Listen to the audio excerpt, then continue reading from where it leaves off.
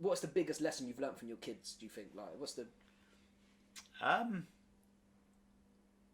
learned loads of lessons, to be honest with you. I think the biggest one that I've learned is stand up. Be the person that you wanted to have yourself.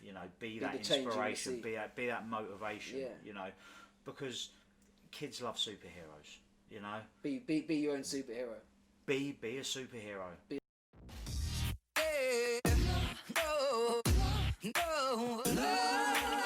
Yo, what's going on, people? It's your boy George here with another podcast. This one's probably going to be a Christmas special, actually. This one could be the Christmas special. We don't know. We don't know how many we're going to get in.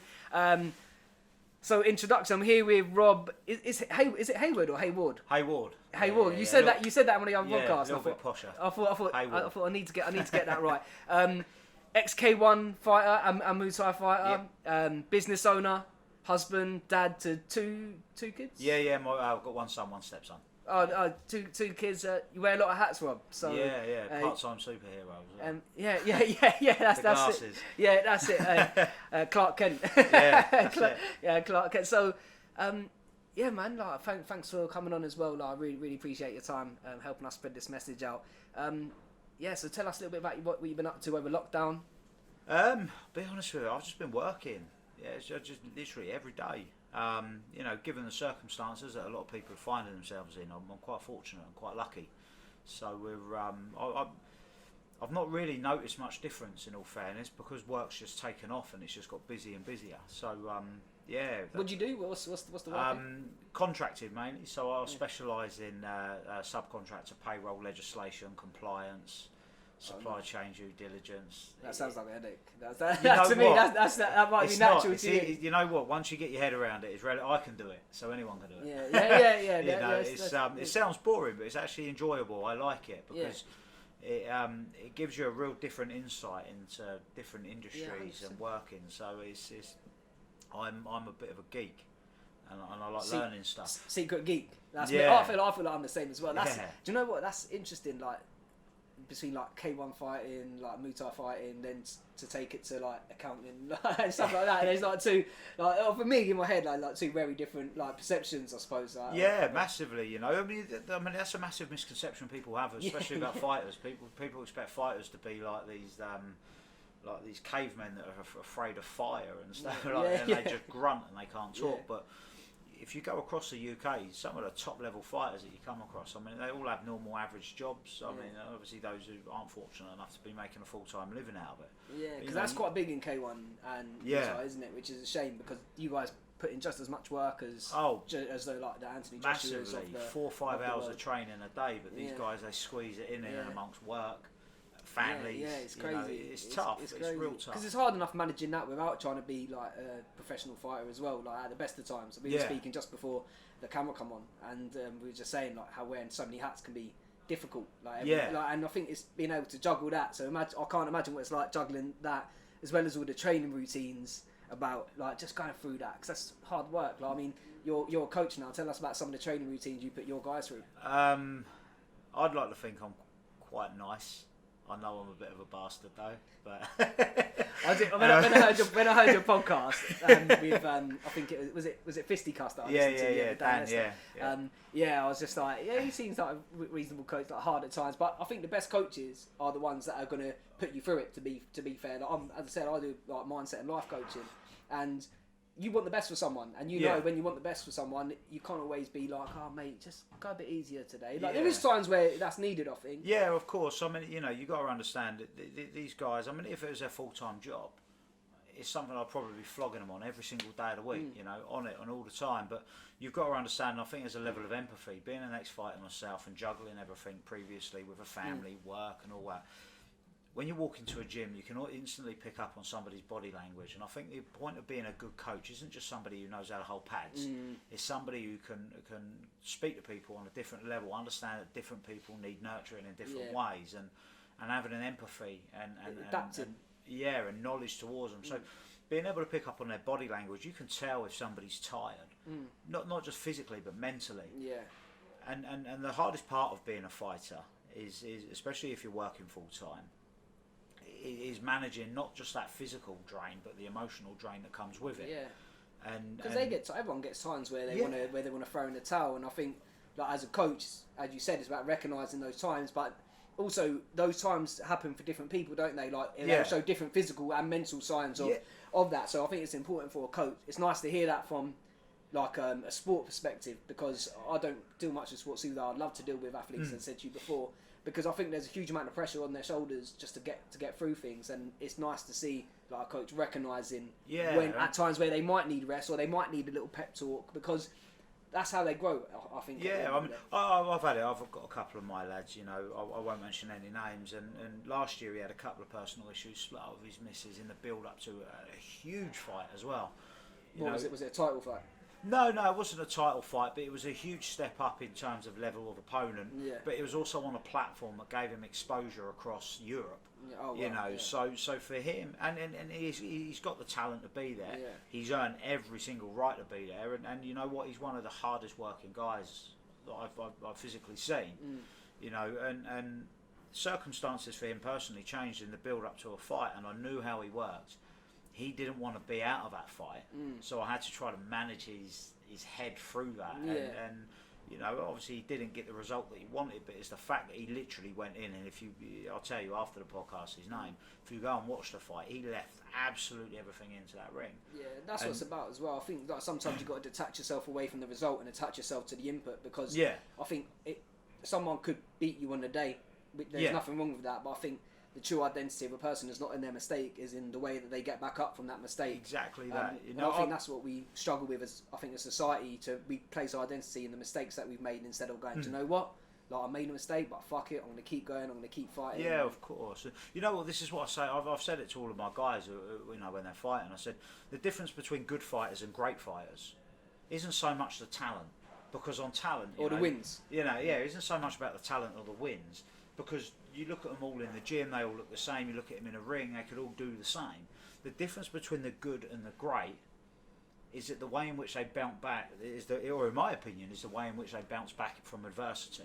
Yeah. You know, the good will just come back. They might not change much, but they just go through the motions again. The great, they acknowledge their mistakes, they acknowledge what went wrong. Come back better. And they come back better. They put it right. I mean, Tyson Fury comes to mind, like with that. Perfect. He was one of the most successful boxers in the world. Went through mental health issues and bounced back from it. And I think like stuff like that, I love hearing stories like that, because I think it's so important to understand that you can be. Money's got fuck all to do with happiness. No. Money's got nothing, or even like having like good clothes. But what has got something to do with it is how you feel, what you do, and knowing that there's going to be adversity, there's going to be mistakes that happen. I mean, life happens to everyone. Like, there's going to be people going to die, real bad stuff can happen, but the Tyson Furies of the world and examples, like even like smaller examples, like I'm sure you've been through stuff and you've had to bounce back. Yeah. And these things make the difference, like to people, because then you can share your story. You know, I'm a massive believer in it. I say it to everybody every day. You know, in the gym, out of the gym. You know, two things happen in life to everyone: you're born and you die. Yeah. You've got a great big gap in between that. You know, enjoy it. Enjoy every single minute of it. You know what? You're gonna have days that are bad. You're gonna have days that you're gonna fail. You know, failure isn't a bad thing. It's great. Failure doesn't define you as a person. Failure can make you as a person. Yeah, and it does. Like, to be honest, I'm very motivated by my failures more than I'm motivated by my successes, because, like, I think Martin Luther King says, like, the ultimate measure of a man is not where he stands in times of comfort and convenience, but where he stands in times of challenge and controversy. Yeah. Because, like, it's easy to be good when everything's good. Do you know what I mean? Like, but then when it's going bad, if you're the sort of person that just chucks in the towel, then who does that make you? Like, at the end of it. Yeah, I mean, that's a major thing. You know, I mean, social media is a massive one for it. You know, everybody has this false misconception about who their friends are. Because I've got 3,000 friends on Facebook. I've got 2,000 followers on Instagram. They're not your friends. These people follow you because they might know your next door neighbour's cousin's milkman. Or because it's socially acceptable. Like if you follow me, I'd probably just follow you. Like, do you know what I mean? That's how it is. These people aren't your friends.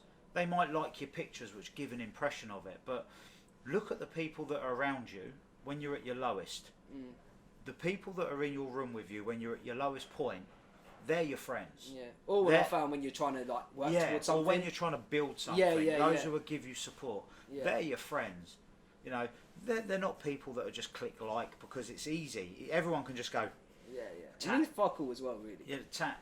You know, you know, and unless you physically know someone, let's be fair, you have 4,000 friends on Facebook, for example. If someone deletes you or blocks you, you generally don't know that they're not on your friends list unless you personally know them and go to write on their wall, and then you go, oh, add friend. No one does that anymore. No one does. What I mean? Yeah, exactly. Yeah. So a lot of these times you don't realise these people are missing from your life. So you know, and it might sound harsh, but are they your friend?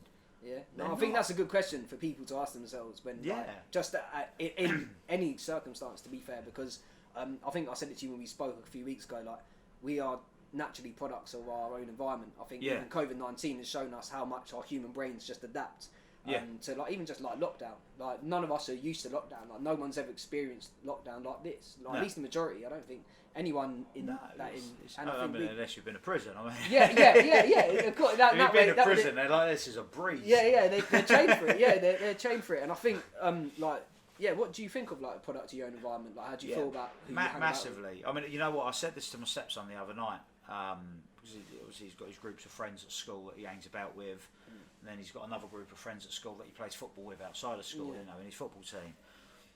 And I was saying to him the other day, I said, you're going to grow up. I said, you're going to have loads of friends. I said, but when you're an adult, I said, your circle of friends are going to be completely different. Yeah, and a lot smaller most of the time. I said, but you've got to understand. I said, the people that you associate with now, I said, you could be the nicest person in the world. I said, if your friends that you're knocking about with, I said, are idiots, people are naturally going to judge you and call you an idiot. And you become one. Like, I believe because, that. Yeah, because you become a product about. of your environment. If you surround yourself with and it's no discredit to anybody that's in on benefits because they're there to help people, but if you surround yourself with people who are on job seekers allowance, not because they unfortunately find themselves in that position, but they choose to go down that way because let's be fair, we all know them. There are people that don't want to achieve anything. They're happy going through their life. If you associate with those people, your mindset will be attached it makes to it those socially people. Acceptable, like, because it makes it good. Like, not good, like makes it acceptable. You for become you to a do part that. of your surroundings. You know, you become what you associate yourself with. On the flip side, if you hang about with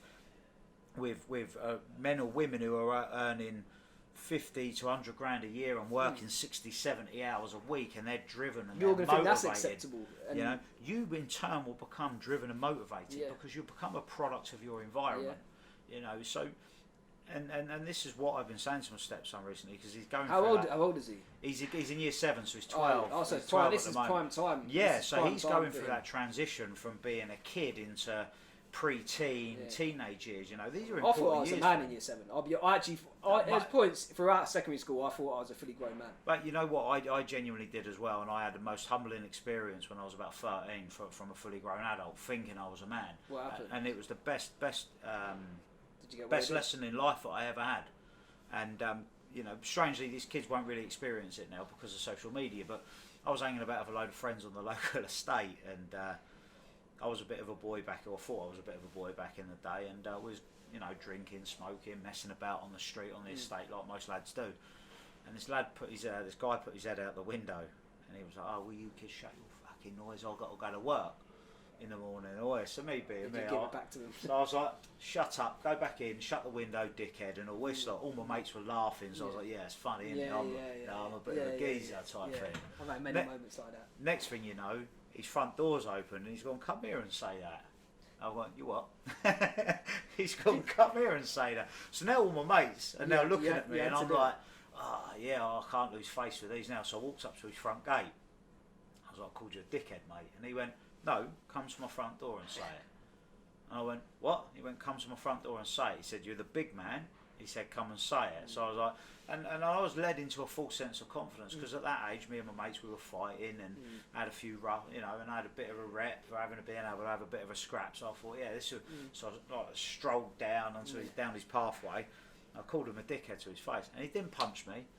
He full on bitch slapped me across the face, like palm to the face. And that's worse. And he done it to me, and he was like, "Right, do it back." And I was like, "Oh, you're an idiot, mate. I'm a kid." And he went, "No, you're not." Yeah. He went, "You stand here." He said, "You mouth off like a man." He said, "You can gob off to a man." He said, "You've just taken a punishment off a man." He said, "Now be a man." He said, "And do it back." Did you? No, because I realised I was so far out of my depth. Yeah. You know, and at that point, I thought to myself, you know what? Unless you're prepared to face the consequences of your actions, keep your mouth shut. Yeah. And this is what I say to my son, to my stepson. Because there's consequences to everything you do. Absolutely. And I think there's positive consequences and there's negative consequences. Yeah. Coincidentally, this guy's now a friend of mine. Oh, that's good. That's good. You know what? We now joke about now, and every time I see him, he's like in his 50s now. Yeah. You know, and every time I see him, he's like, "Oh, I wouldn't do that to you now, would I, boy?" And I'm like, "Well, I probably still would if I was you." But but no, you know, that's funny. And again, I mean, I don't hold a grudge against that. Looking back at it, I was in the wrong. Lesson. Do you know what I mean? But it's probably the best lesson I had from someone. Yeah. So what do you think? What did you take from that? Like, I mean, how many apart years from ago? a slap. Yeah. Apart from walking away with apart from the slap. You know what? I think the biggest lesson I learned was for every action that you take, there's a reaction. There's a consequence. Yeah. You know. Now the reaction to my action was a bitch slap across my face. Yeah. Now, had I hit him back, could have been a different one. it could have been another reaction. I don't know. I mean, it escalates, doesn't it? Like, I feel like action. There's always action, reaction, which drives. And I think, like, often, like, this is just coming to my head. I think often we get caught in like these sort of momentums in life. Like, I think that's why like the rich there's that saying, the rich get richer, the poor get poorer. But I think that about mindset as well. Like the strong mindsets get stronger and the weaker mindsets get weaker because they're stuck in that momentum. And I think it takes something like in your situation that broke the pattern of you in that momentum. Yeah. And I think it'd be good for people just to break the momentum or whatever in or build. There was other times after that, you know, where I was still involved in altercations, but you know, I was probably a little bit more educated, as in you also pick your targets more wisely. Because you know.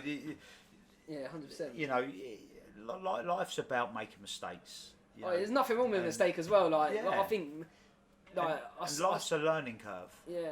And if you can't learn from your mistakes, you know, what are you doing? I remember when I spoke to you actually. Yeah, but it's true. Like, what are you doing though with that mistake? Are you like just absorbing it and just make you become the mistake? You're going to dwell on it and get angry about it because it's understandable. And manifest, or are you going to just go, you know what, I've done this.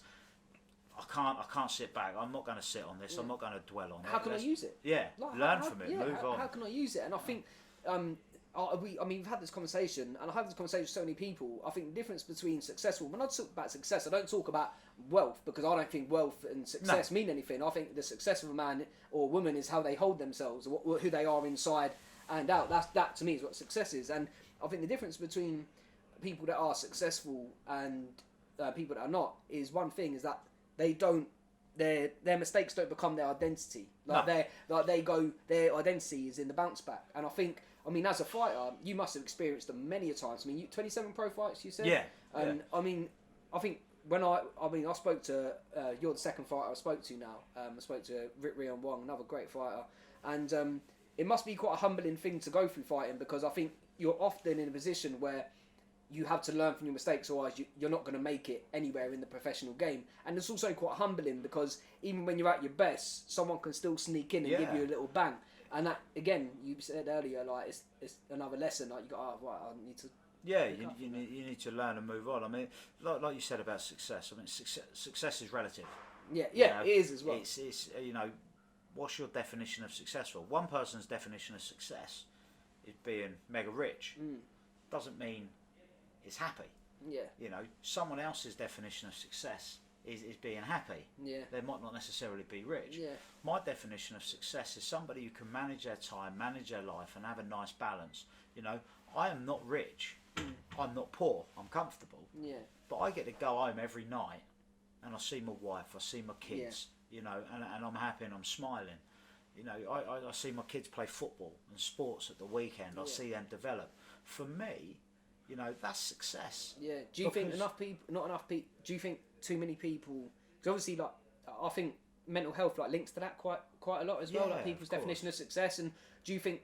I believe people don't often ask themselves that question, what they believe success is, because like that's such is minimalistic in a way. Do you know what I mean? It's not like as you said, you don't want a Ferrari. Everyone sort of wants a Ferrari, but that's not where you don't base your happiness on that. Like for you, of course. you find it in the smaller things. I'd rather be sat in a Ferrari crying than in a Ford Fiesta crying. But ultimately, you're still crying. But ultimately, you're still crying. Yeah. You know, so it's not just, you know. So if that's the case, it's obviously not money that's making you unhappy. There's an underlying issue and problems as well. Like, there's actually no relation between problems and happiness. And I think a lot of people get mixed up with it. Think, the more problems I have, the more unhappy I am. But it doesn't matter how rich you are or how successful you are, or how happy. Their problems are always going to occur, like, because that's part of life. Without problems, we'd probably be quite bored, actually, like in life in general, because we need that to like stimulate us. Do you know what I mean? Like to keep us moving. And I think the major issue that you find as well. I mean, we've spoke about it previously, obviously off camera, but social media has a huge part in people's. It's a necessary evil, I find. Yeah, because it is needed. Like people build businesses of this. I love social media for what it can do. Yeah. I hate it for what it's currently doing. Yeah. And that's dividing people. Did you watch The Social Dilemma? No. Mate, watch it. No, because it wasn't made to do what it's doing. You know what? Funnily enough, I don't actually watch a lot of TV. No. One, I don't have a lot of time for it, but two, I don't get no chance. Not with my wife. You got the kids. It's not even so much the kids. My wife, she takes. There's no ownership of the control in my house at all. The controller says. Honestly, God for touch wood, it would never happen. But if we was to ever get divorced, the first thing, there would be no house, no car, no money, nothing at all. She'd literally be like, I want the remote and the TV. That'd be the first thing that she'd want. That's hilarious. That's hilarious. Well, so you know, happy wife, happy life. That's it. But again, I mean, that's another defining point in my life was, and it's no criticism of my ex-partners, by the way. I mean, my son's mum, I'm not with her, but she, she gave me the greatest gift in the world, which is my son. And she might, I'm on good relationship with her now. We talk and which is important as well. Like I said, people have that. It's not always been that easy. We had a few issues in the past, but we're now at that stage where we both acknowledge that we've both got the one, we've both got the one common characteristic, or we both want the same thing. Yeah, which is the best for you. Is the best for our boy. So, so she changed my life in the sense she gave me the greatest gift ever, which made me grow up that little bit more. And I hit a point in my life and I was happy, and I was plodding along, and then I met my wife, and then she gave me the buzz and the motivation to do and to support me when I left my previous role, and it was a well-paid role. I had all the benefits, I had absolutely everything, and I could have gone through life being comfortable like that. But she gave me the encouragement needed to jump and do my own thing. What made you want to do your own thing then? So if you were like enjoying it, was it like you wanted to be? You know what? It was making money for other people. Yeah. I'm comfortable. I'm earning well. We've got a decent life. We have nice holidays, nice cars, all this type of thing. But the people that I'm working for, I'm earning them all of the money, and they've got nicer house, nicer cars, and they weren't nice people. They treated their staff like shit, to be honest. I think this is quite common with employers, to be fair. So for me, like, my wife gave me that encouragement to set up on my own. She was like, well, instead of looking for a job, why don't you create your own? Yeah, product and environment, then, isn't it? Like, you've got your wife there encouraging. I went out on my own and I'd done it, and it was a huge risk. I think we went for the first 12 months. I didn't pay myself a penny for 12 months. Didn't earn, and it was a huge risk. And in those 12 months, we dealt with Brexit, we dealt with IR35, we dealt with the general election. So this is recent. So I dealt with Brexit, general election, IR35 in the first 12 months, and I was COVID. Or you established the end of the first year of trading for a start-up company, we actually made profit for the first year of trading. That's good. And just got to the end of the tax year, because we started the new business at the beginning of the tax year. So we got to the end of that tax year and we was like, we've made a profit. This is going to be great. Then lockdown. And then we were faced for the second year of business. We was like, now what? Now what can we do? And you know what? There are times I sat there and I was like, is it worth it? What's the point? All this stress, all this aggro, my phone ringing 6 a.m, 10 p.m. at night on a Sunday. Is it worth it? I've not taken a salary. I've not done this. Might as well just go back and get another job. Yeah, you live more. Not more comfortable. But you live. It's more freedom at least. And my wife said to me, she goes, "Why?" She goes, "You've gotten through the hardest bit. Yeah. So what does keep you going, apart from your wife? Like, what inside of you? What keeps you going? Because when we spoke, I think it was like 10 o'clock at night, and you were like, "Yeah, I just got to answer emails, mate. I've got to go." And it's just like, like, you know what? For me, I want to give a life to my kids that I never had, and that's no criticism to my mum. My mum done a phenomenal job. You know, my mum, against all odds, single, teenage mum from a council estate, every stereotype under the sun for failure. You know, if you read the Daily Mail, and no one reads it. If anyone reads the Daily Mail, don't read that shit. And you know, and my mum done absolutely everything for me. But I worked from a young age. You know, I was working at the age of 11. I was cutting people's grass. I was washing cars and. Mugging people off out the window. Yeah, mugging people off out the window. But you know what? I think the reason I'd done that was because I was out working and earning money, and I was almost a man of the house. So I almost had that. I'm a man type thing. So it kind of also gave me maybe a false sense of confidence that I was in a position that I weren't quite ready to be in. But again, he humbled me, this guy. So, but you know, for me, it's I want to give a life to my kids that I never had, and my mum gave me great support growing up, and so did my uncles as well. I've got a great relationship with them. But I always missed my dad. Was he not around? Nah, I say it to everyone. My dad's an arsehole. And my biggest motivator is looking back on my life when I'm on my deathbed and dying. I don't care about anybody else if they hated me. It don't bother me because it's relative. But I'd hate to being on my deathbed knowing that my children aren't proud of me, or my children don't love me, or my children think the same. So you motivate your kids, is what you're saying? Yeah, my kids motivate me massively because. Do they inspire you to be a better person? Do you think? 100%. You know, and I see what my kids do, and I get motivated and inspired by them as well. It works both from ways, their actions. You know, I watch them when they play football, when they're at school, the struggles that they face, and how they come through it. And if you can't even get inspired by that, there's something, you know, because you see in their personal development. Let's take football. My boy plays, Jacob, he's 8, he plays football. He's a good little, very, very good little footballer, actually. You know, he got knocked back a couple of times, and he kept playing, What position is he? Centre mid. Centre mid. You know, big position. Yeah, and but you watch him now, he's 8 years old, and he's such an intelligent player. He's in a couple of academies as well, so he's, you know, he knows his way around a football pitch. And the team that he plays for at the weekend, Guildford City, the team that he's in as well, all those boys are phenomenal. They're great kids. They all listen. They're all well spoken. They, you know, and last week's game, for example, perfect example, we were 3-0 down at half time, and they come back to the side of the pitch, and we were talking to them, and literally you see the fight in their eyes. Yeah, man. And these kids were inspired, and we went out and we won the game 4-3. If you can't take anything from that, when you can see a load of 8-year-old kids fighting for something they want and they make it happen, why can't we do it as adults? And do you know what, Rob? I actually admire the way you look at that, and I think quite a massive misconception for parents is not actually looking at that side of the kids, because ultimately your kids is sort of a reflection of who you are and who you teach them. And if you're being a role model in their life and you're being able to teach them to do the mistakes, and then they're doing it, that should inspire you back, because that means you're doing the right thing, and by you doing the right thing, they're doing the right thing, and then it's just a circle, of a healthy environment. Just before, I want to, because obviously you're a head coach at the gym where we're filming at today. So just before we have a quick show around the gym, we're going to cut to an ad. And Jim, I just want, if you could, what's the biggest lesson you've learned from your kids? Do you think, what's the? I've learned loads of lessons, to be honest with you. I think the biggest one that I've learned is stand up. You know, be the person that you wanted to have yourself. You know, be that inspiration, be that motivation. You know, because kids love superheroes. You know, be your own superhero. Be a superhero. Be a Spider-Man. Be a Superman. Yeah, especially as a mum.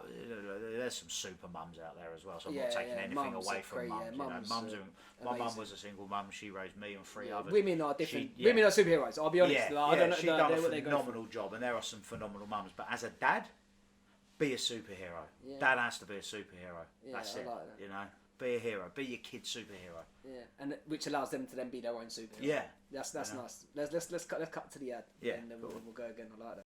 The world ain't all sunshine and rainbows. It's a very mean and nasty place, and I don't care how tough you are, it will beat you to your knees and keep you there permanently if you let it.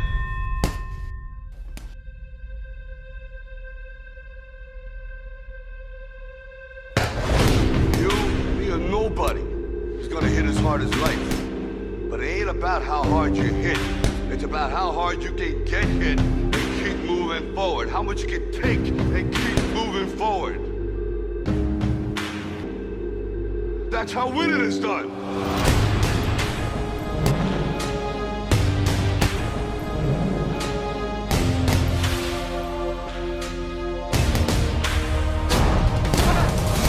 Now, if you know what you're worth, now go out and get what you're worth. But you gotta be willing to take the hit.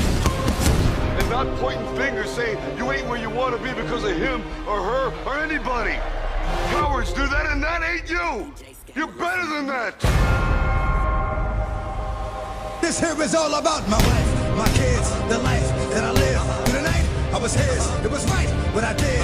My ups and downs, my slips, my falls, my trials and tribulations, my heart, my walls, my mother, my father. I love them, I hate them. With God, I didn't have them, but I'm glad that he made them. The roaches, the rats, the strays, the cats, the guns, knives, and bats. Every time I scrap, the hustling, the dealing, the robbing, the stealing, the shit hit the ceiling. Little boy with no feelings, the frustration, rage, trapped inside a cage, the beatings till the age. I time me to 12 days. Superheroes, then. That's what we just discussed. So, if you could be, well, who would you be if you could be any superhero? Superman. Clark Kent. Oh, so that's what I said that earlier. Yeah, as well. look, I've got the Clark Kent tattoo on my arm. Oh, so I've got the you're Superman wallet. I've got the Superman photo. You know what? When I was a kid, I loved Superman. Absolutely, just adored Superman. What's your kryptonite? Chocolate. Chocolate. There you go. Chocolate and ice cream. Mate, I can't help but feel like you've got like a Mark Wahlberg look about you know you. what? Is that, loads of people have said that. No, mate, you know what? what? I'm even Mark Wahlberg. You know what? Loads of people have said that, and I love that. Yeah, you know, and I said it to my wife once. I went home. I said, "Someone said I look like Mark Wahlberg." She went, "Really?" So, what do you mean? Ouch. Yeah, that's a dig. Okay. Wind your neck in. Yeah. But no, you know what? I've had Dane Bowers. Oh, I hate that one. I've had John Terry. Usually when I have shorter hair and I take my glasses off. Yeah. I'm a Spurs fan, so that's probably the worst one I've had. Sorry to hear that you're a Spurs fan. Yeah, listen. I mean, we're talking May. Mate, I think, do you know what? I'd like Spider-Man. I would be. You know, I do like Spider-Man. My stepson loves Spider-Man. There we go. Yeah, absolutely loves Spider-Man. Yeah, and that's a bit. Yeah, my son. He's to be fair, my son goes between. I don't think he likes Superman, but I think he just to wind me up. He's like, yeah, it's not Superman. To be fair, Superman's a bit old school like now. He's the man. Superman is like he's the original. He's the epitome of superhero, isn't he? Yeah, I suppose. My son Jacob loves Wolverine. Aiden's about Spider-Man. I never really he rated Venom X-Men as well. I didn't rate Venom. So talking about superheroes, obviously you've been a K1 fighter. Yeah. I don't know what the relation is to superheroes, but I just went there with it. So yeah. So tell us about your career, because I know you had 27 pro fights. That must have been an interesting journey. Obviously, you've always been quite keen on fighting, from what you said. Yeah, you know what? I've always enjoyed it. I always dabbled when I was younger, but I was never dedicated. You know, like as in fixed. Like some of the kids that you see now are really dedicated and fixed. I was never like that. I kind of went in and out, and I've done my own little thing. Light switch on and off. Yeah, and then I was in a relationship when I was younger, and looking back at it, I wouldn't say it was toxic, but it was bad for me. You know, I mean, she just wasn't good for me. Chemistry wasn't there. Yeah, it was. I think mentally it just wasn't good for me. Yeah, because yeah. I was always trying to be something that I wasn't to please her, rather than her just accepting me for who I am, if that made sense. Yeah. And so it created a lot of animosity between us. And thankfully, again, I mean, going back to my son's mum, I mean, this particular ex, I'm now on talking terms with her, because I don't believe in hating people. I think everything happens for a reason. It weighs more on you than it does the other person. But anyway, at the time we were together, I mean, I suffered quite a bad injury, and I was injured for about 18 months, and I just ballooned in weight, and I just wanted a hobby. I needed a focus. I needed something to keep me motivated, and Purpose. Yeah, and I was looking through Gumtree years ago. This was that's how long ago it was. It was Gumtree. Everyone said I don't even think Facebook was around. That's how long ago it was. Well, if it was at its infancy stage. And I saw an advert for like Chinese kickboxing at Godalming Leisure Centre, and I thought, oh, first one, try it. There's no answer. And then the second call I made, because there was no answer, I was impatient. I went down and I saw Thai boxing. So I phoned up, and there was this cheery guy picked the phone up, and I was just chatting away with him, and even his voice was infectious. You know when somebody, you can just tell someone's got a passion for something. Energy. Yeah. And so I spoke to him, and he was like, yeah, come down, and all this lot. So I played the session, and it was really bad. Like the first day I was meant to have been going training there, the snow was horrific. It was when we had those really bad snowstorms. And it was only Guildford to Old Wokins. Usually it takes, 10-15 minutes. And it took me over an hour to get there because the snow was that bad. So I phoned him and I said, look, the snow's really bad. Are you open? He was like, yeah, I'm here. So, okay, fair enough. So I turned up. There was no one in the gym. Just some Lithuanian smacking a bag.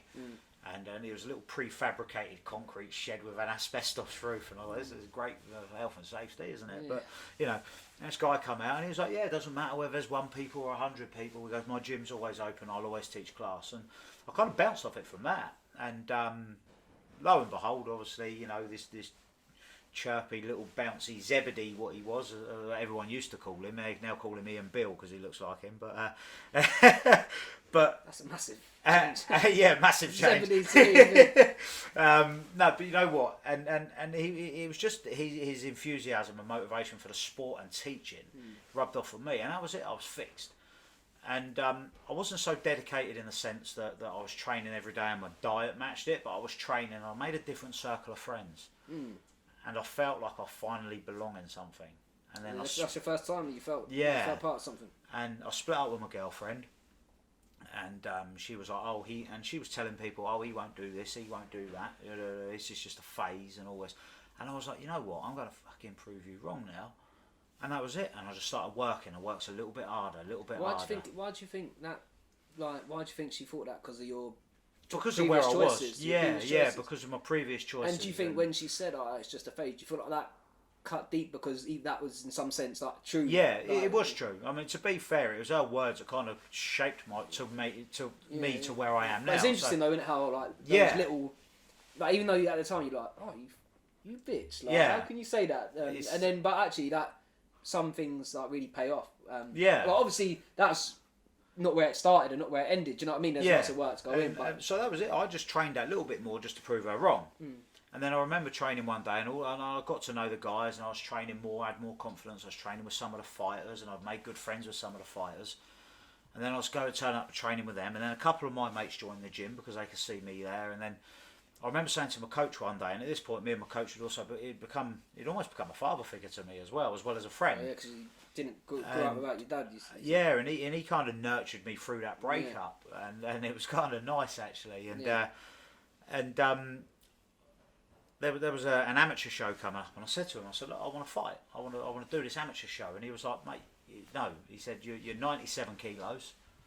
He went, you're far too heavy to fight. He goes, and you're not showing the required dedication to even go for an amateur fight. And I was like, yeah, I am. He was like, no, you're not, mate. He said, just being at the gym isn't enough. He goes, I want to see you actually want it. He goes, you've got to want it. And he goes, and I remember his words. He was like, I don't think you've got it in you. What do you think that done for you? Because I feel like in life, people... that night I went home and I shit you not, every bit of alcohol in my fridge I poured down the sink. Nice. I threw my cigarettes away, I threw all my junk food out. And I woke up the next morning at 5:30 and I went for a run. Only 5Ks, it's only like 3 miles. And I must have stopped about 100 times. I was like, fuck this. But you know what? But I'd done the run. Yeah. I forced myself to do it. Yeah. And God knows how long it took me to do it, but I'd done it and I got back home. But it's progression though. Yeah. Like, again, like when we talk about mistakes and we talk about like not giving up, like you obviously, I think words are very important. And massive I think motivator. And what he said, it could have been true at the time, but it took that for him to say that you're not made for it. Yeah. That was maybe true in that moment, but then later on in that moment, you changed everything because you poured all the alcohol and all the fags. Like, and I think that's important. That's what I mean. With words, they're massive. They can make you or break you. Yeah. And so for me, but you choose that. I believe you choose if it makes you or break you. Yeah, of course. Yeah, you've got that choice at that moment in time. Yeah. Remember, your action is your consequence. Yeah. So, and he said that to me, and I went out for my run. Then I went to the gym that night. Then I ran the next day, and I went to the gym that night. Then I ran the next day, and I went to the gym that night. And I said, I want to fight. And he went, okay. He said, look, you've got 6 weeks. If you can lose 10 kilos in 6 weeks, he said, I'll match you for this amateur show. And you know what? And to this day, I've never spoken to him and asked him if he meant that. Doesn't matter. Because I don't want to know. Whether he believed it or not, doesn't matter. It's what made me, it made me better myself. And at that point, it was at that point he saved my life. Yeah. And he probably don't realise that. I've said it on other podcasts, but I don't think he actually realises just how much what that actually meant to me. Massive. I've had a few moments like that in my life. And, so how do you think, just before you move on to the next bit, sorry Rob, how do you think that changed your mindset in like someone telling you and then you actually taking action and then getting a reaction from your action? Yeah. Like what did that teach you in that moment? The choices you make will determine people's, will determine, how people think about you. Yeah. What about how you think about you though? Because I taught myself something. I taught myself. I more or less spoke to myself, and this is where the NLP comes into it, and I've done this a little bit further down the line. Everybody's got this little voice in their head that tells them they can and can't do something. 9 times out of 10 it's you can't do it. You can't do it. You've got to put a face to that voice. Most of the time it's your face telling you can't do it, you're not good enough or whatever. Not that voice is wrong, but it's that subconscious. But it's not right either. No, it's not right either. It's whatever it is. Yeah, like, it's not wrong, but it's not right. But it's that voice that looks after you for many years, where your muscle memory's built up, and your subconscious just kicks in sometimes just to look after you. You've got to learn how to train that subconscious. And also, always say to people, like, your mind is not made to make you happy. It's not made to make you do something. It's made to make you survive. Like, it's made so you can breathe every day, so you can eat every day. Like, it's not there so. Like, I wish our minds were there to motivate us to make us really happy, but ultimately our mind is just there to make sure we survive, and make sure we get our sexual needs and whatever. And that was it. And I just trained my arse off. And 6 weeks later, I was 86 kilos, and he got me matched, and I had my amateur belt and my photo an interclub as we call them, and that was probably the best fight I've ever had. Do you think that was life changing? Do you think that set my path? Yeah, that was it. That was because you must have then believed in yourself to make good decisions to make. Coincidentally, one of my mates fought on the same show, and it was his first fight. And I remember my coach, and there was another guy there called Richard Duke, who was like a massive piss taker. And I remember my coach being there with Richard Duke, and they were going, Richie's going to fight. Richie's going to be nice and technical. He's been to Thailand. He's done this. Hayward's just going to have a scrap. It's going to be scrappy, swinging, haymakers, And at the end of it, the two fights were a complete contrast. I was nice and technical, and I was catching, sweeping, countering, and Richie just had an absolute slugfest of a war. And Yesi, my coach, come up to me afterwards. He went, well, I wasn't expecting that. But do you think, like, that's interesting how, like, that switch. Do you think that had an impact? The reason why I went like that is because you started making different choices, so your mindset started to switch. So you start, like, discipline coming, like, so going pour away your alcohol, to get rid of your fags, to start running in the morning at 5:30, even though you were just told you weren't meant for it. Maybe that had an impact on massively. Like, that was a defining point in my life that changed everything for me. Yeah, you mentioned as well, like in the podcast with Fisticuffs, that when we're probably skipping quite a lot of years. Yeah. Here. I think this was in your pro career that you actually hired a mindset and NLP coach to help you out with. So just tell us a little bit about that. I'm quite interested. Well, the first one I spoke to was Gary Turner. Now, Gary is incredible mind coach, hypnotherapist, back in his day, fighter, but he's old now. I'm only saying that because I know he'll have a listen to this. And he's very old now. And I remember sitting with Gary once, and he was telling me about the subconscious mind and that little voice, if you could put a face to it. And that's stuck with me ever since. It's important to identify that as a separate identity to you, because then you can start talking back to it and start unlimiting and retraining your subconscious mind. And that was massively changing for me. You know what? And I've still got to thank Yesi to this day. I don't think I have properly. Yesi was the one who set that up for me. Yeah, thank you, Yesi. Yesi was the one who set that up for me, and it's because I took a fight on at the last minute at York Hall for an ISKA English title. There's only 4 fights into my career, and I fought the week. Big fight. Yeah, and I fought the week before, and I had an absolute 5-round war with some Russian guy, and so I was battered and bruised, and I went out on the Saturday night and I was celebrating, having a couple of drinks, and Jesse phoned me on the Monday, so I was still suffering a little bit from the weekend, and he was like, "Oh, do you want to fight this Saturday?" And I was like, "Where?" He went, "York Hall," and I was like, "He went English title ISK." I was like, "Yeah, let's do it." The guy I was fighting was Michael Pham, who's now signed to 1FC. You know, I mean, Michael was an incredible fighter. You know, and did you get the result you're looking for? Though? No, I didn't. I come second. But but you know what? That's my career. That's the way I look at everything. You know what? I'd rather die trying than die wondering what if. Yeah, that's the thing. Like, that's so true though. And I think not enough people take advantage of that. Like, we only get this opportunity once. Like, the odds that we're here as humans, and like, you've got to grasp every opportunity with it. And that was my fight career in one. I would literally fight absolutely anyone. I had no fear. Even now, I'll fight anyone. If someone offered me the right money, I would come back and I will fight. Absolutely, I would fight the world #1. There you go. You heard it here first. You heard it on the Real Talk podcast. Rob Hayward's coming out of retirement. But you know what? But that's just my mindset now. You know, because I'd much rather fail aiming high than to succeed aiming low. Yeah. Do you think that shaped your business as well? Like, massively. I'll go up against the big boys every day of the week. Yeah, because you've got nothing to lose. No. Like, you literally got nothing to lose. And even if there is something, and even if there is something to lose, there's still something to gain as well. It just depends your perception. So obviously you're in your career, you're getting NLP training, you're getting mindset coaching. So tell us about some of the things that they were teaching you that sort of like shaped how you thought about fighting. I think each person I spoke to gave me different ways of thinking. You know, so like Gary taught me how to speak to that little voice in my head, and I always use that. And then obviously Vinny Shawman, who's a very prominent figure in the fight scene. Vinny's also done a lot of work. He's done the Joe Rogan podcast as well. So Vinny's a really good guy to go, and he's a friend of mine as well. And I'm fortunate to have these people as friends. Yeah. And I've spoke to Vinny many a times, and Vinny taught me a different aspect. Vinny taught me how to find your focus, your why. You know, how to find that zone, get in the zone, clear your mind. Flow, and, like flow state. Sort of as he says, you're a hackler. You know? Okay, yeah. And so I take that from Vinny, and then another good friend of mine, a guy called Stuart Howe, lovely guy, but he works primarily with boxers actually, and Stuart taught me more visualization. So between the three of them, they're massive things.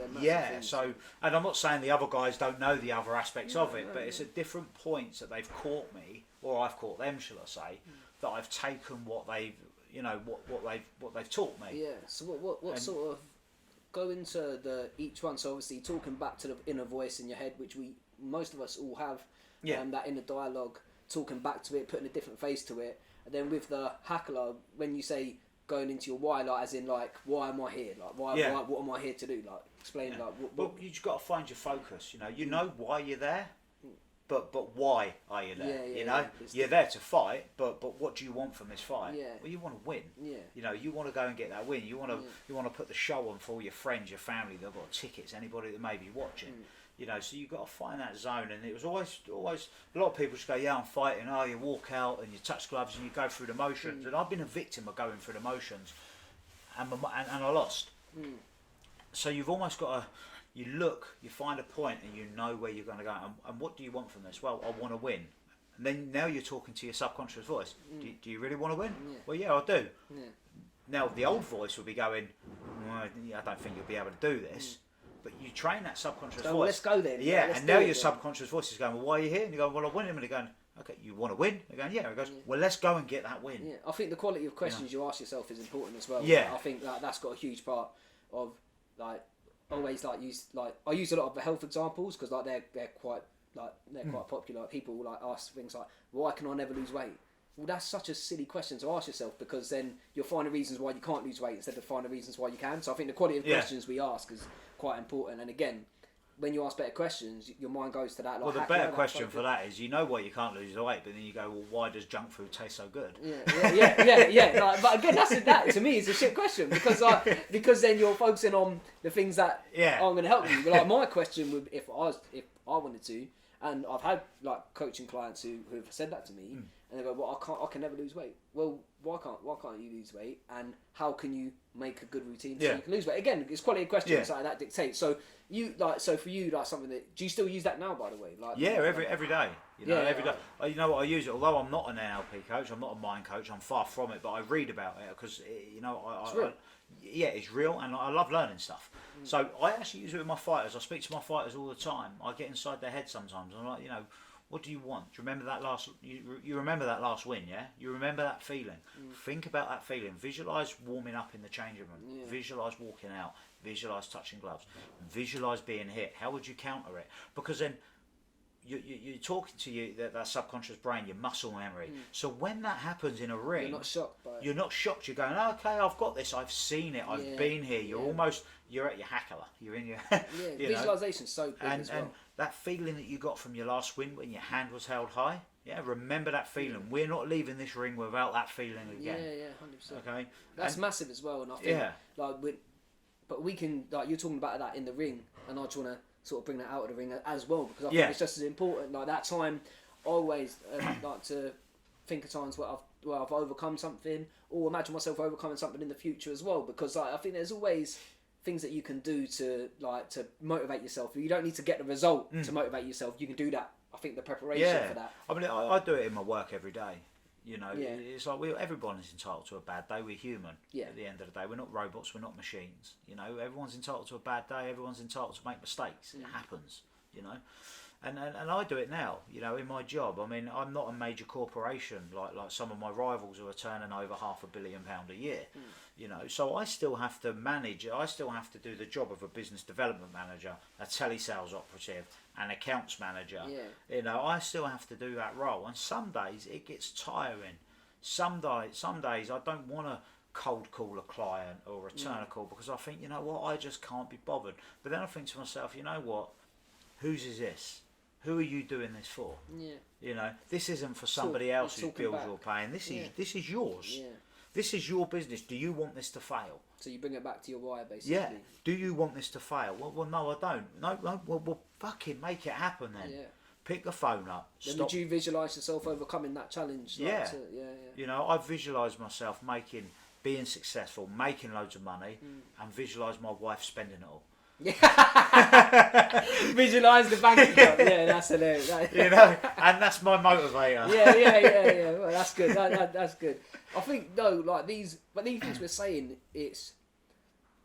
these are practical things to use in everyday life as well. Like, it's not gonna and I think it's, again, talking back to yourself and finding reasons why you can, and rather than finding the reasons why you can't. I think that's so important, and it's nice to hear that you do that with your fighters as well, because this isn't just going to impact their fighting career, but it's also going to impact their life as well. Yeah, their lives, and it's just passing that on. So, is there, apart from what you spoke about, is there anything else that you like mindset wise that you train? Like, what's?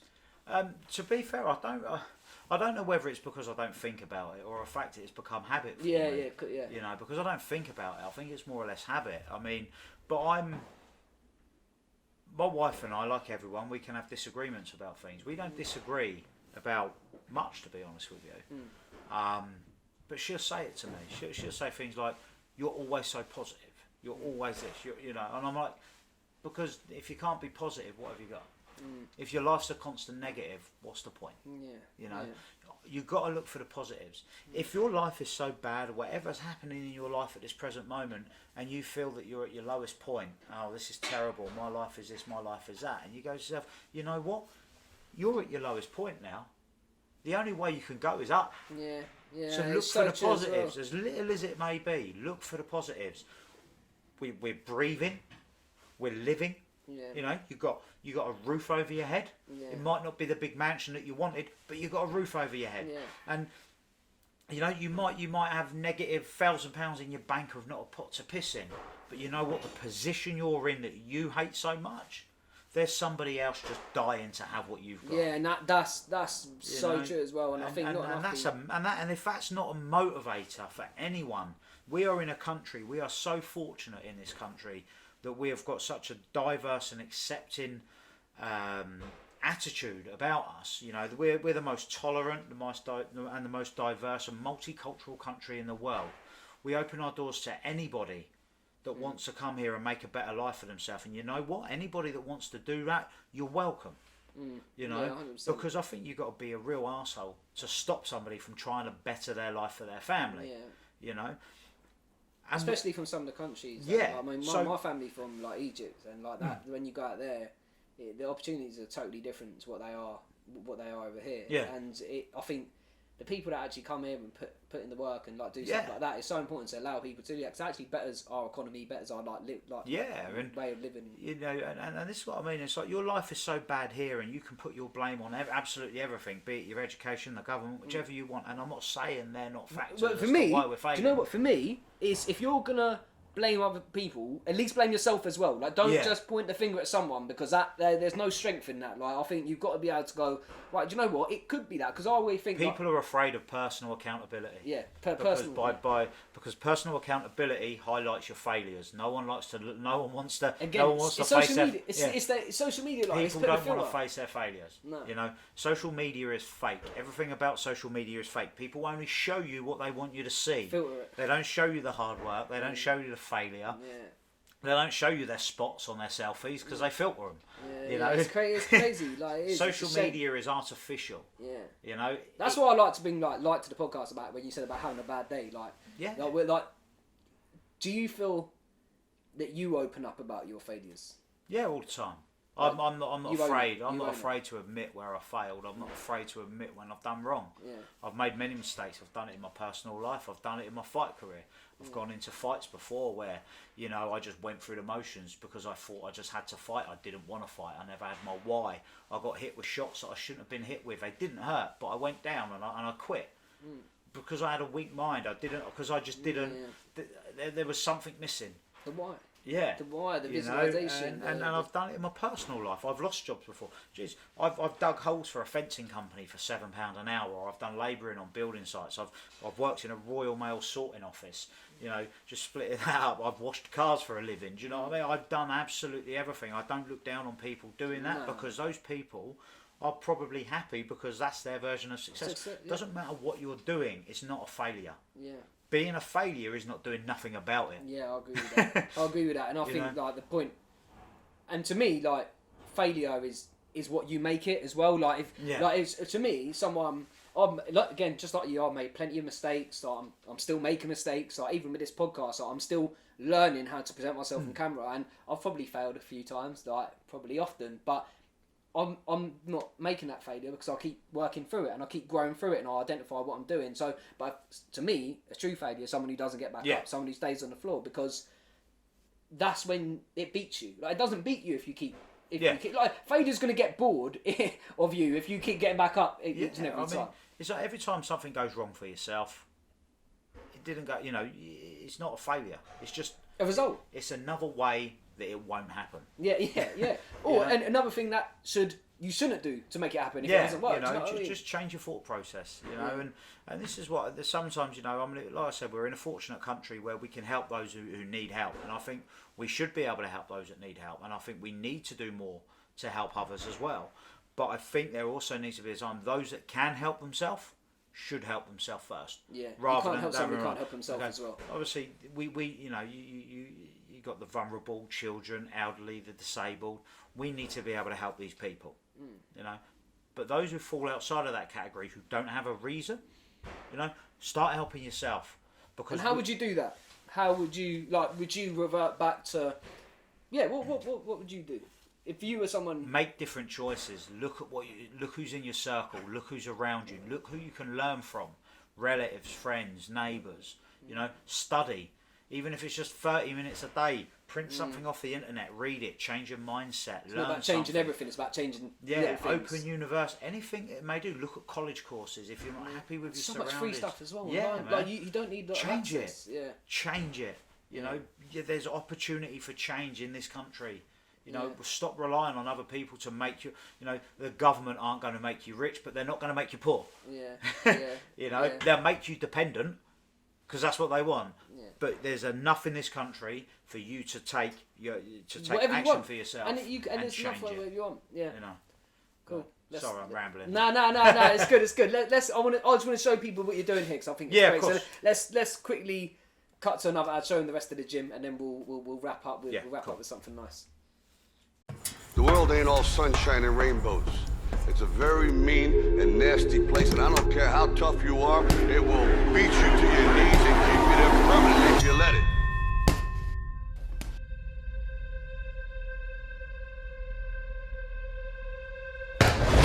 You, me, or nobody is gonna hit as hard as life. But it ain't about how hard you hit. It's about how hard you can get hit and keep moving forward. How much you can take and keep moving forward. That's how winning is done.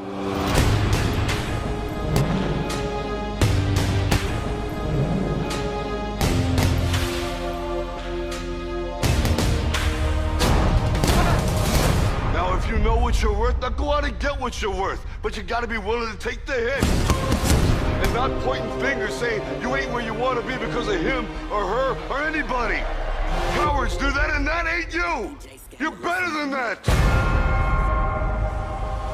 This here is all about my wife, my kids, the life that I live. Through the night, I was his. It was right what I did. My ups and downs, my slips, my falls, my trials and tribulations, my heart, my walls, my mother, my father. I love them, I hate them. Was God, I didn't have them, but I'm glad that he made them. The roaches, the rats, the strays, the cats, the guns, knives, and bats. Every time I scrap, the hustling, the dealing, the robbing, the stealing, the shit hit the ceiling. Little boy with no feelings, the frustration, rage, trapped inside a cage. The beatings till the age, I carry the 12 gauge.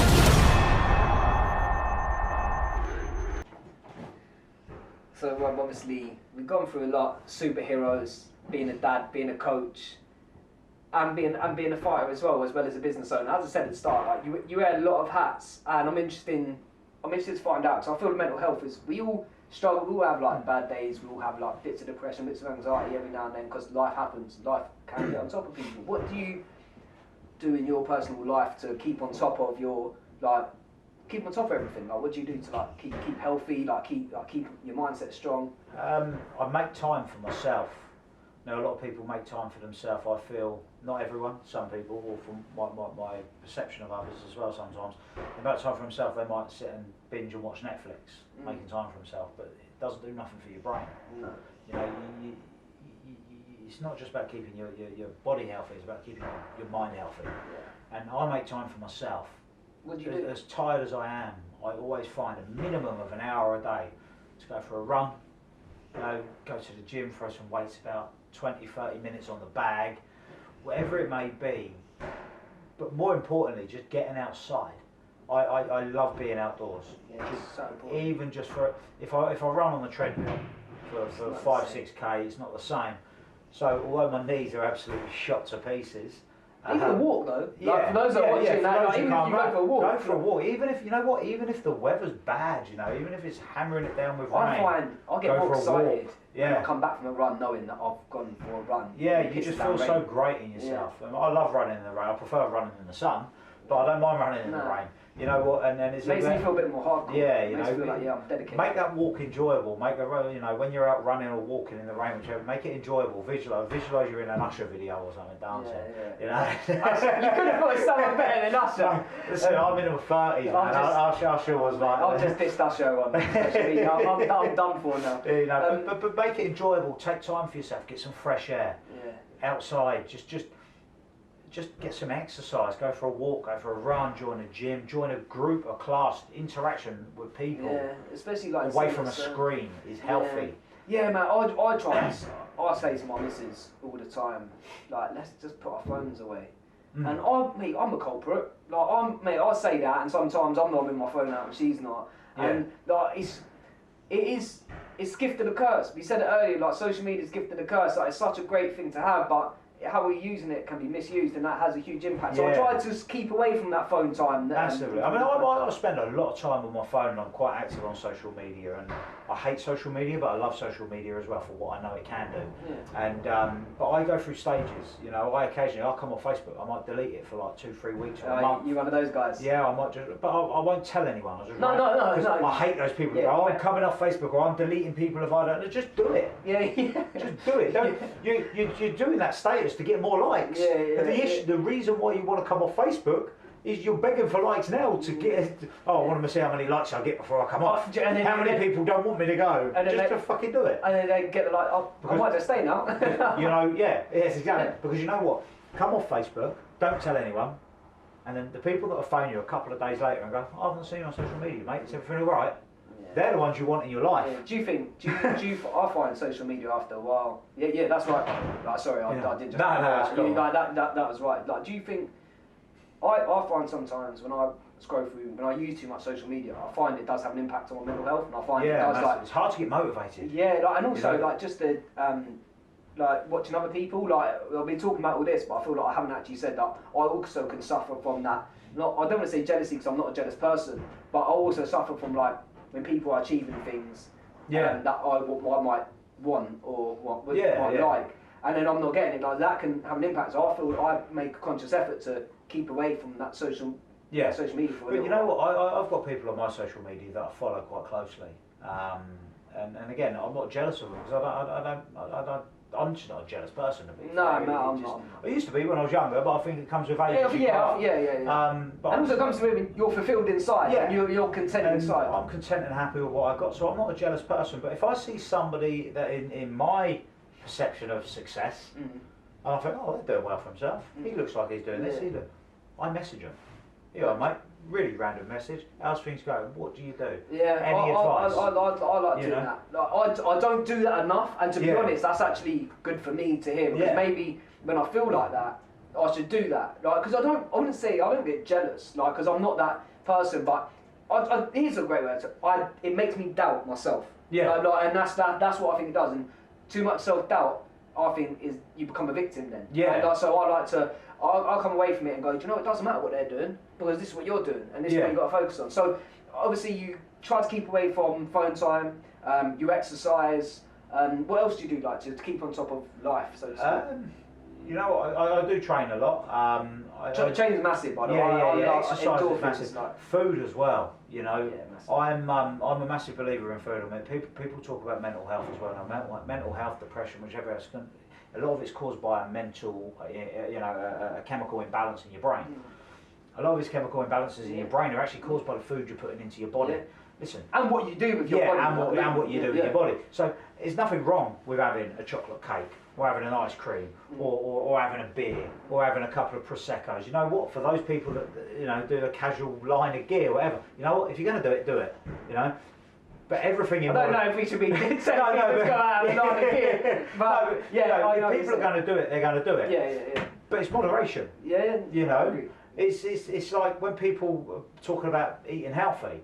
You know, eat healthy all you want. Eating one salad isn't going to make you skinny, just as eating one pizza isn't going to make you fat. Yeah. Everything's in moderation. Yeah. So, you know, like for example... And you can't deprive yourself too much. No. Then you resent what you're doing. Yeah, so when you deprive it, you build up a resentment. So like my food, for example, I love my food. I'm always eating. My wife has a go at me all the time. She's like, you're always eating. You know, we've got a couple of fridges in our house as well. We've got the family fridge, and then my wife has her own. No, she's got her own fridge, and she's like, anything in that fridge, don't touch.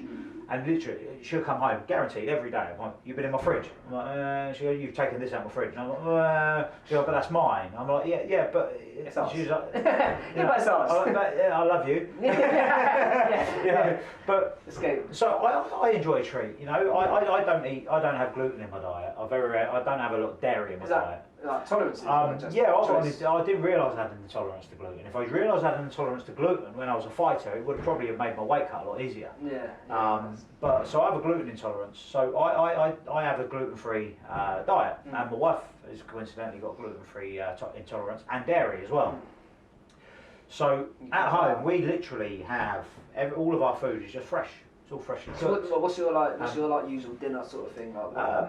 You know what? I mean, for breakfast every day, I will either have. I'm a creature of habit, you know. Like for breakfast every day, I'll have like a bowl of gluten-free porridge oats with mixed with some coconut milk, handful of blueberries, handful of strawberries, a bit of honey. Yeah, strong. Job done. Strong next day, I might have a little bit of diversity. I might have like 2 slices of wholemeal gluten-free toast with scrambled egg and 2 slices of turkey bacon.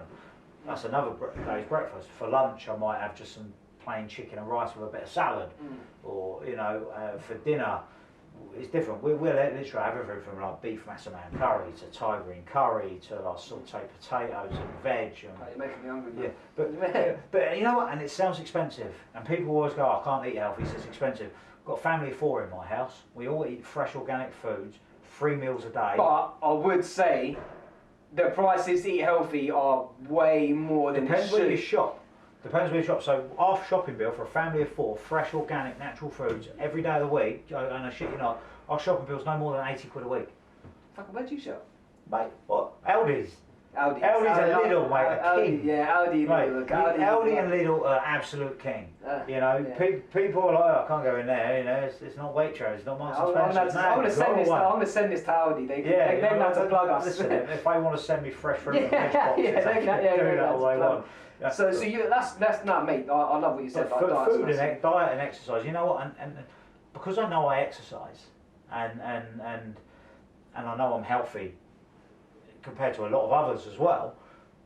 You don't feel as guilty eating. I don't feel as guilty. Yeah. You know, I just go for a run the next day. If I overindulge, and I know you know when you've overindulged. Yeah. You know, you can see it. I can't just have a biscuit. I'll eat a packet. And then when I've eaten a packet, I go, well, you know what? I've eaten a whole packet. I'll be honest. Them ones as well. I'll be honest. I actually over the weekend I account for half a pack of cookies. Yeah. Because I'm a cookie monster. Like that's my thing. I'm a cookie monster, and I'll account for at least for like not math, like do you know what I mean? 4 cookies. I mean, I can eat, man. I mean, I can put food away. Well, that's because when we work out a lot, that builds up, and like when it gets to it. But the next day I'll put it right. You know, now 3-4 days later I might have something else. Yeah. But you justify it. You know, if you overindulge, add an extra kilometre onto your walk or your run. And it's about justifying it in the right way as well. Like, I don't want to say like because I believe in don't just justify, then like carry on fixing. I think what you said earlier, moderation, like be balanced with it. Like know your limits. Like understand that your limits. Still with the coke. Stay away from that. I'm going to say stay away from that. Everybody knows that drugs are no good, but there's some people that... If you can't stay away from it, at least moderate it. Like, at least moderate it. Look, I mean, because we all know people. I know people, I'm sure you know people. That every weekend, you know, they're still on it. And listen, at the end of the day, it's their life choices. And if that's what makes them happy, that's what makes you happy. But life is so much better without it. Yeah, no, I agree. And to be honest, like, I think... each to their own at the end of the day. Like as you said, I personally doing some of the things myself and been in like with various like sort of addictions. I think the biggest addiction I get is from pushing myself to my limits every single day. Yeah. Or not every single day, as much as I can every single day. Yeah. Eating a healthy diet and working out. And doing this. I love doing this, man. Like, I get to speak to great people like all the time, and it's wicked. Like, I do love it. So, what about? Do you feel like family time gives you a whole like reflux of energy and like? Do you feel? Yeah, I mean this year's been a bit difficult with family time because where you can go and everything else is kind of limited and restricted, isn't it? But you know, for me, I mean, I like days out with the kids and the wife. We go up to London, little things, you know, like the Natural History Museum. We go up and have a look at like the Egyptian Empire, you know, stuff like that. It's great. You know, my little boy is obsessed with Egypt as well. Is he? Yeah. You know, to come sign an autograph for him. Just walk in and tell him you took them cards. You know, because we go up to the Natural History Museum, or we might just go down to Southfield Park in Bracknell and take a football and have a kickabout, or we'll go to Virginia Waters. Or... Do you feel that settles you down? Like, do you feel like that humbles you nicely? Like, fills you with, I know it sounds like cheesy, like love and like. Yeah, it does. It makes things seem normal. It's a much welcome distraction from everyday life. It quietens your mind a little bit from. But you know what? Having kids at the age that they are, like 8 and 12, you want to go out for your family time, your family days. You've got the 8-year-old that's just trying to fight with a 12-year-old, and you've got the 12-year-old that's on his phone with his mates, and you're like, well, so much for the family day.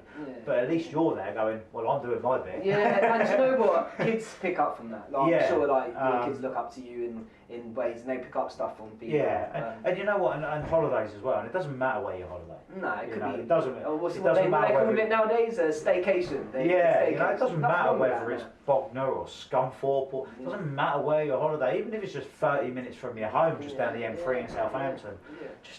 Just a few days away from work, away from gym, away from social media. Just spend time with your family. I'm still trying to learn that, you know. Like, I'm still trying to really, like, because I'm so obsessed with living my life like full pace. Like, obviously, I've got dreams that I'm working on. I'm really developing myself, like becoming stronger physically, mentally. I really find it hard to do that sometimes because I've got goals that I want to achieve. I sometimes do find it hard to schedule that time. But whenever I do have that time, like, it does bring me joy. Yeah. You know, you're young. You know, you're not married. You haven't got kids that I know. No. You know, do you know what I mean? No kids that I know of. Yeah. So you've got the whole life ahead of you. Do you know what I mean? So while you're young and you're not tied down with this, enjoy what you can. It's still important. If you can travel because it's the best thing to do. Yeah, I need to travel. You know, it broadens your horizons and gives you such a good insight into life and not just what's in your little bubble. You know, so if you want to travel. If you get the opportunity to do some extra study or learn something and I'm studying. Yeah, do it because it's great to test yourself as a person. Testing your mind as well. Yeah, and then you know, and you know what, and when you do have family, when you do have kids, you've got no regrets because you've lived your life. You know, and then 100%. You can pass those experiences on to your children. Yeah, I've got to get better. Like this is like area in my life, like because I push myself like physically, and mentally a lot because I've got a lot, and it is because I'm young, but. At times I do, like when I do like step away, because I do it because I know it's good for me, I do feel that benefit. Like, I do feel that, do you know what, that was really nice just to spend the weekend with my missus, just like, I know it sounds like cheesy, just being in love, like just being like having fun, having a laugh, do you know what I mean? Like that. It's normal. Yeah, like it is, because I don't think I live a normal life sometimes because I'm always flat out doing stuff like. But the idea of what is normal, like, what is a normal life? Again, it's the same as success and everything. It's relative. You know, it's relative. It is. Yeah. You know, it's but normal as can be, or your perception. My perception of normal. But you know, but that's it for me. I think the real focus has to be. I think if you're fortunate enough to be in a point in your life where you're happy and you're content with everything, you know, then pass it on and help others. Yeah. You know, whether it like myself, I mean, I train my fighters, but I coach an under-9s football team. You know, I've been down coaching them since they were like 5 years old. I love it. You know, I drive from Bracknell to Guildford a couple of times a week. It's a long journey. Why do I do it? You know what? Because I love it. Last week's game, perfect example. You know, I love seeing those kids' faces when they win, when they succeed. You know, for me, that's a payback. You know, and you get something from it, and they get something from it. So, well, we're going to finish up. For anyone watching that's looking to really develop their mind, that's looking just to grow as a person, what would you say to them? Do you want to finish off with anything? Yeah, just, you know what, surround yourself but with the right people. Surround yourself with people that you believe have got the goal, you know, the goal that you want to achieve. Don't be afraid of failure. Don't be afraid to fail. It happens, but don't let it break you. Don't let it stop you, because it happens. The most successful and richest people in this planet have failed more times than they've succeeded, because that's where they are now. You know, don't let failure define your life. Accept it and understand that it's a part of the process. You know, surround yourself with the right people. Exercise, you know, eat well, make better choices for yourself as a person, you know, because that's what we deserve. You know, like I said right at the beginning of this podcast, 2 things happen in this life to absolutely everyone that we've all got in common. We're all born and we all die. So be the best version of you in that middle bit between. Like that. Okay, so you know, so that in between life, you know, being born and dying. Enjoy it, make the most of it, and be the best version of you that you can be. Nice. That's it. Thanks for coming. No, mate. Appreciate it. Thank you very much. Good.